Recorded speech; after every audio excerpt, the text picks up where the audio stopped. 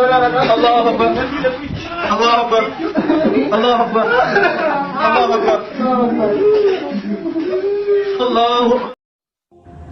كيف تنشر هذه المقاطع؟ استهزأوا بالصلاة واستهزأوا بالمشايخ.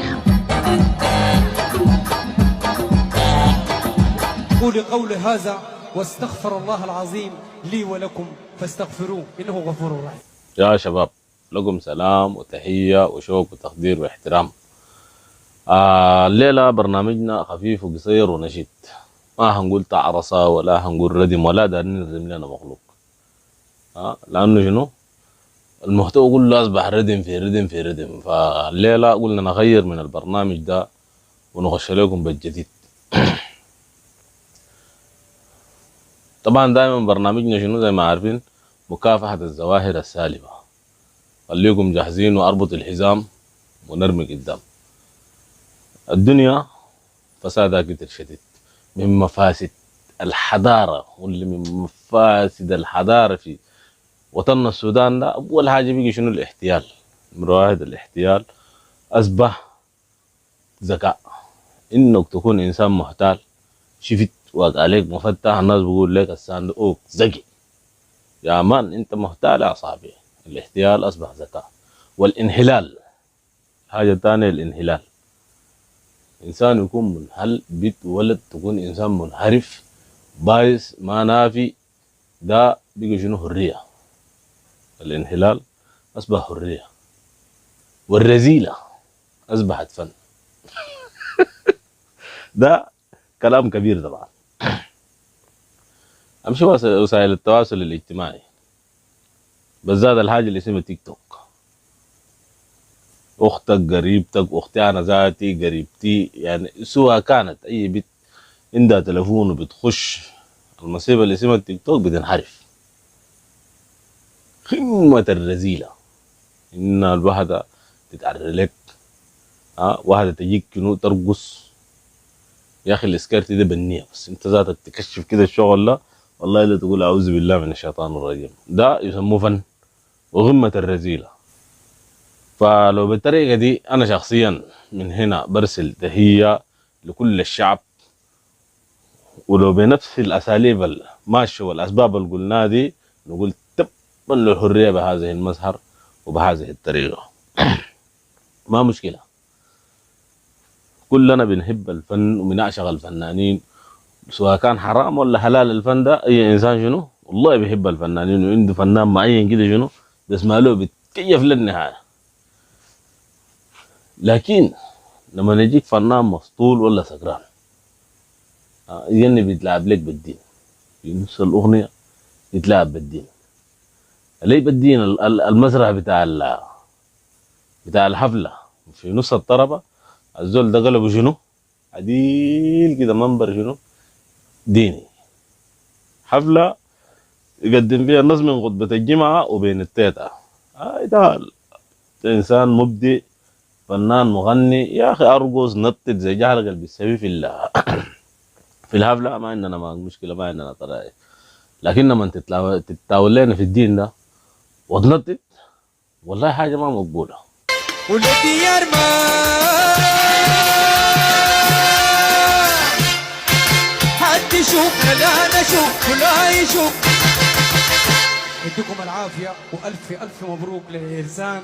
وأنا والله كنت سعيد كل السعادة وأنا بغني معاكم. ما حسيت بتعب، ما حسيت بملل، ما حسيت بإرهاق، ما حسيت بفقد للسوائل، كله ما حسيت بيهم. يديكم العافية. وأنا عندي وصية صغيرة كده بس، في كلها في أقل من 20 ثانية. الوصية الأولى، أوصي نفسي وإياكم بتقوى الله. والله يا جماعة الإنسان بدون تقوى الله لا يسوى أي شيء. والوصية الثانية، لو أمك وأبوك موجودين أبقى عليهم 10. ديل أغلى 2، ديل كل تفاصيل الحياة بيهم هم الاثنين. والوصية الأخيرة، السودان غادم، لا تيأسوا من رحمة الله. الله يديكم العافية. أقول قولي هذا واستغفر الله العظيم لي ولكم فاستغفروه إنه غفور رحيم. شكرا جزيلا.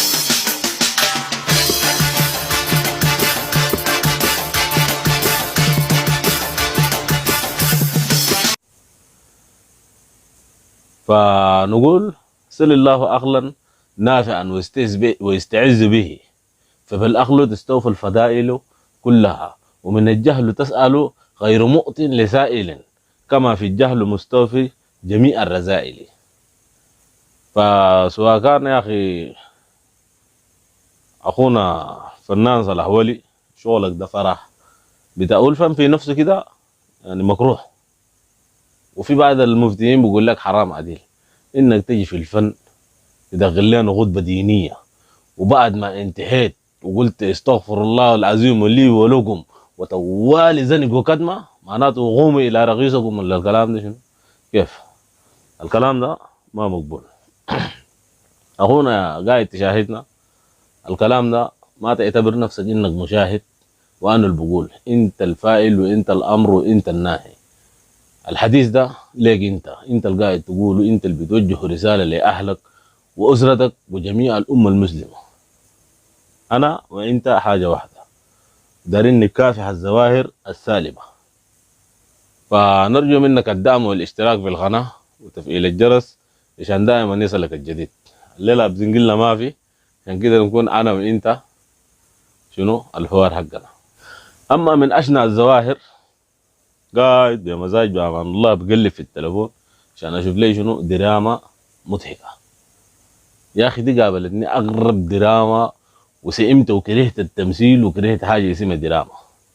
مسرحيه في الصلاه، ناس مش مسرحيه واحده، مسرحيات عن الصلاه، ناس يمثلوا بالصلاه. كيف تنشر هذه المقاطع؟ استهزأوا بالصلاة، واستهزأوا بالمشايخ، واستهزأوا بشعائر الله، إلى كل من يستهزأ بالدين. يقول الله تعالى: قل استهزئوا إن الله مخرج ما تحذرون ولئن سألتهم ليقولن إنما كنا نخوض ونلعب قل أبالله وآياته ورسوله كنتم تستهزئون قل أبالله. الله أكبر الله أكبر سمع الله من هنا. الله أكبر الله أكبر الله أكبر الله أكبر الله أكبر الله أكبر سمع الله من هنا. الله أكبر.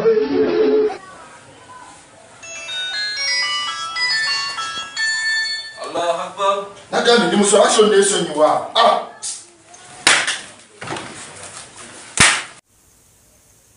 وربنا قال يا اخي الصلاه دي عماد الدين، وفي احاديث نبويه، والرسول قال العهد الذي بيني وبينكم الصلاه ومن تركها فقد كفر. مش تركها، ديل يا الابو بعدي يلعبوا في الصلاه، يمثلوا صلاه مسرحيه، صلاه سكتش، واحد يئم النسوان وراه مرة ويضحكوا ويدمعوا في الصلاه.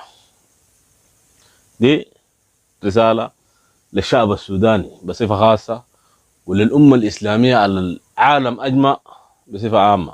يا ناس الظواهر دي يا أخي نهاربة.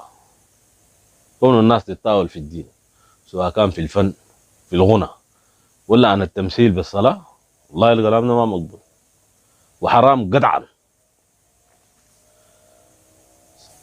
الساكت عن الحق شيطان أخرس. ونحن قبل اليوم ما بزنقلنا قلنا الوقع في يدنا ما بنرحمه، نجزك ونمعتك نخليك زيتنا بالغنماية، لا بتحاهي الناموس ولا بتخطي الحكاية. فشغل ده برا. وفي بعد المقاطع الفاتت يعني في ناس كلامنا زي ما قلنا حبشهم وداس السوق لهيهم، وشغلنا ده قلنا ندنج عديل. يا ريت الناس في كم تعليق كده جاني شنو يعني انه الكلام ده حرقهم، انك تعقل الكلام ده وترجع شنو للطريق السليم. اما الحاجة الثانية وفي قمة الرذيلة الكاسيات العاريات المتبرجات الفنانات القونات الكنداكات الما محترمات، ده كله فيه. إذا كان واحدة طول عرض مرة كويس، وبالذات الفنانات كلهم ما مؤدبات نهائيا مع احترامنا الشديد، سواء كان فيهم أخواتنا أماتنا بناتنا، لكن في بعض منهم ما محترمات. بنت وسط 1000 راجل لابسة لبس شين، لبس خليء لإسكاب، وتقعد شنو تتراقص.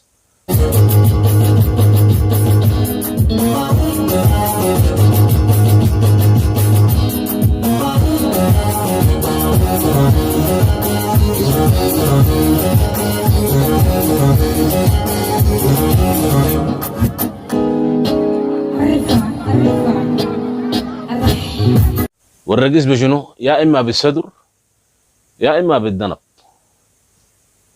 يعني حاجة والله في قمة الحرج والحزن الشديد، وحاجة بتأسفنا كناس سودانيين كشعب سوداني.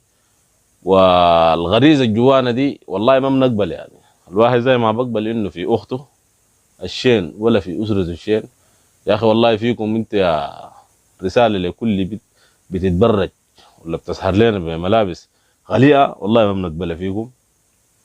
فالناس دي لازم تشيد هيلا. قلب في تيك توك بشوف قابلتني والله بنت صغيرة شابعة، بعرضها لكم هسه هاي زي دي.